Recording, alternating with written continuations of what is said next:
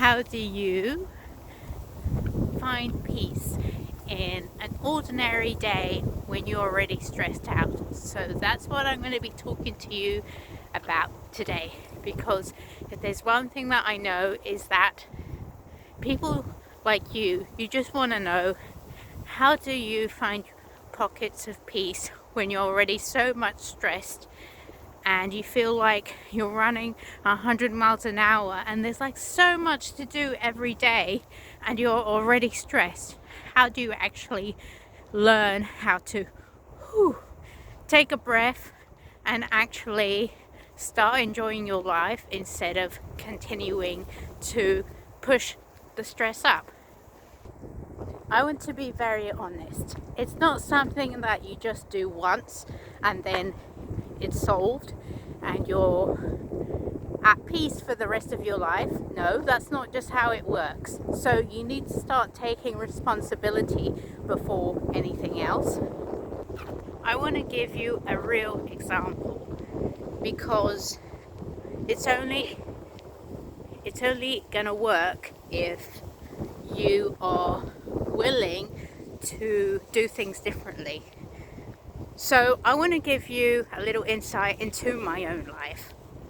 And growing up in an abusive environment, it wasn't easy. So instead of me playing the victim, I did something completely different. So I decided very early on, when I was a little girl, yes, you heard that right, when I was a little girl, that I needed to take responsibility for my part and I needed to take care of myself.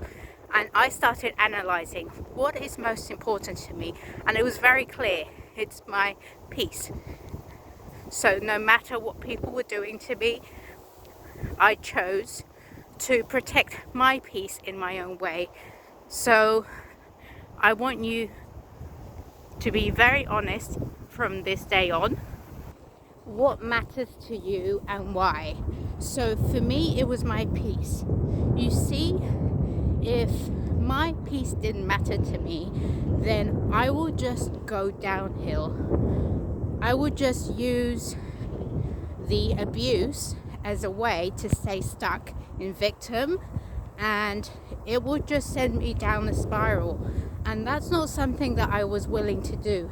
And as children, you put up a shield, you put up a protective mechanism. But even as I grew older, my peace to me was more important than what was going on inside of the biological home. So I made a decision with myself very early on, yes, even as a child, that I would protect my peace and I would choose to follow my intuition, because that is what most lit me up from the inside. So I chose to uplift myself and I took responsibility for that. And this is one of the things that people seem to miss. Life is happening for you and it's not happening to you. So the fact that I knew very early on that life was serving me rather than, this was happening and I could have turned it around into that I'm the victim, etc. But I didn't. So you need to start realizing where in your life are you not taking responsibility and you're playing the victim, because here is where you need to get real. If you are playing the victim and you're not taking responsibility, chances are you're not really happy, you're not fulfilled, you're not at peace, and you're not really living the life that you really want. And yes, I did live the life that I really wanted as I grew up, because these priorities were very clear in me. I knew that I'm the one in charge. It is my responsibility to take care of myself and my peace, regardless of what anyone else is doing to me. Do you see how powerful that is? But this is not something that happens in your head. You need to start getting clear on an internal level. because nothing changes until you do. And this is not about taking away any part of you. This is just about getting honest and real.